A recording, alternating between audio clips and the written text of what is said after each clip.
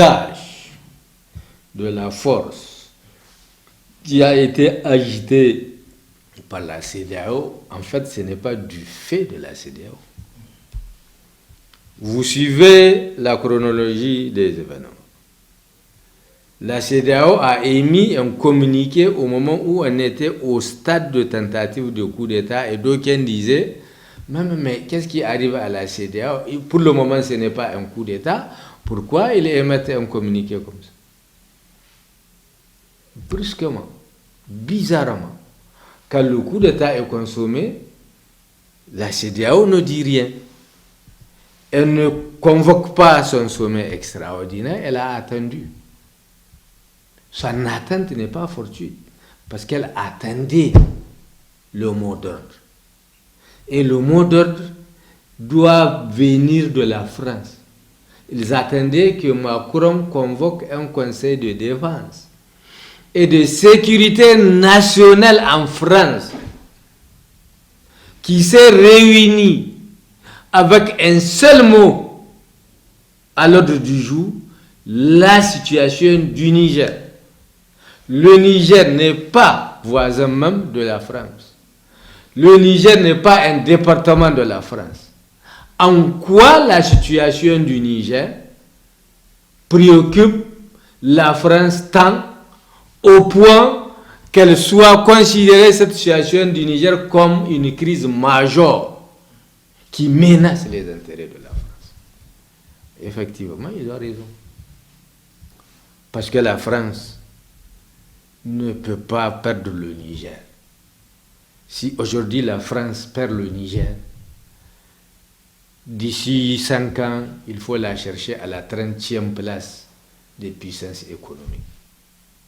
Parce que toute son économie se repose sur ce qu'elle fait chez nous en Afrique. Vous avez vu qu'elle a une société qu'on appelle Areva et qui change de nom en fonction des événements et des dégâts. Areva devenu Orano maintenant. Cette société-là est la première nucléaire. La France n'a pas d'uranium. Elle est la première nucléaire du fait de l'uranium du Niger et du Gabon.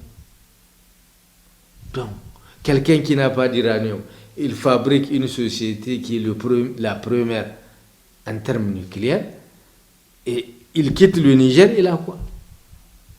Au Kazakhstan, là, ce n'est pas le même rapport qu'au Niger. Ils ne peuvent pas avoir ce qu'ils veulent, donc c'est au Gabon et au Niger qu'ils pourraient avoir ce qu'ils veulent. Donc elle ne peut pas perdre, elle n'est pas prête. Et dès lors que les militaires qui ont pris le pouvoir au Niger ont clairement dit dans leur message qu'ils vont privilégier la coopération entre les 3 pays, et ils savent que les 3 pays les ont chassés, et ça veut dire clairement, on leur a dit, vous allez quitter. Et elle n'est pas prête à quitter. La France n'est pas prête à quitter, et elle était prête pour utiliser tous les moyens, même si c'est détruire le peuple nigérien. Ils veulent le faire, pourvu qu'ils restent sur les ruines du Niger et préserver leurs intérêts. Donc, le mot d'ordre, l'usage de force vient du Conseil de défense et de sécurité de la France. Et dès que c'est fini, le mot d'ordre est donné, Tinubu a convoqué. Je vous informe que Tinubu a un projet de gazoduc avec la France. Le projet de gazoduc doit passer par le Niger et l'Algérie. Avant, ils avaient un autre projet qui traverse plusieurs pays. C'est très compliqué, c'est cher. Maintenant, c'est une sorte de raccourci, le Niger, l'Algérie. Donc, d'abord, il a des intérêts. Deuxièmement, de fait de ses intérêts, la France l'a manipulé. Et maintenant, il a convoqué un sommet et lui-même, il a des problèmes avec des coups d'État. Parce que quand il est arrivé, il a fait retraiter une centaine de généraux au Nigeria, dont certains n'ont même pas atteint l'âge de la retraite, et ça grogne là-bas. Donc lui-même, il a peur du coup d'État. Lui-même, ce n'est pas exclu. Ne soyez pas surpris si un beau matin, on vous dit le général qui s'agitait là a déposé Tinubu, ce n'est pas surprenant. Et d'ailleurs, vous avez 70% que Tinubu ne finisse pas son mandat et que des militaires veulent le déposer. Donc, tous ces problèmes-là, donc, ils jouent pour la France. Et en réalité, mais la CEDEAO n'a pas d'armée. Tout au long de la frontière, et on a la frontière avec 7 États du Nigeria. Tout au long de la frontière, ce sont nos militaires qui garantissent la sécurité des Nigériens et des Nigériens sur un rayon de 30 km à l'intérieur du Nigeria. S'ils ont une armée, comme il dit, prête pour attaquer le Niger, mais pourquoi elle n'a pas sécurisé les citoyens du Nigeria? Tout au long de ces frontières-là, pourquoi elle ne les a pas sécurisés? 2. Lui, il est né à Sokoto, le chef d'état-major des armées du Nigeria.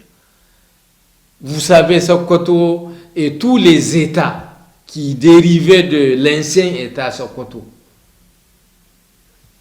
ils sont menacés par des bandits armés qui enlèvent quand ils veulent des gens contre rançon. Mais ses parents sont en train d'être victimes des bandits armés même. C'est des bandits armés. Il n'a pas une armée pour sécuriser ses parents. Mais il a une armée pour venir attaquer une armée sur son territoire. Les gens se posent la question, lui là, où il est malade, où il se moque du monde. Maintenant, depuis 2011, l'insécurité sévit au Sahel. Mais le Sahel, il y a au moins le Niger, le Burkina, le Mali qui sont membres de la CEDEAO. Ils sont en proie à une insécurité grandissante. Mais si la CEDEAO, c'est cette communauté des États de l'Afrique de l'Ouest, et qu'elle a une armée, mais pourquoi elle n'a pas utilisé son armée pour aider ces pays à combattre le terrorisme? Maintenant, s'ils ont une armée et qu'ils n'ont pas utilisé cette armée, et que maintenant ils veulent utiliser cette armée pour détruire une armée sur son territoire, ça veut dire que les chefs d'État de la CEDEAO se moquent des peuples de la CEDEAO. Et ça confirme que c'est une CEDEAO des chefs d'État et non une CEDEAO de peuple qui est là pour détruire le peuple. Ils ont une armée pour détruire le peuple, mais ils n'ont pas une armée pour sécuriser les peuples. Les gens se posent cette question. Et depuis qu'il a balancé cette affaire d'usage de force, vous avez vu que l'étau s'est resserré autour de lui. Les 19 gouverneurs du Nigeria du Nord. Le Nigeria a 36, je crois, États plus la capitale fédérale. Donc les 19 gouverneurs du Nord ont notifié à Tinubu qu'ils ne sont pas d'accord avec son aventure meurtrière.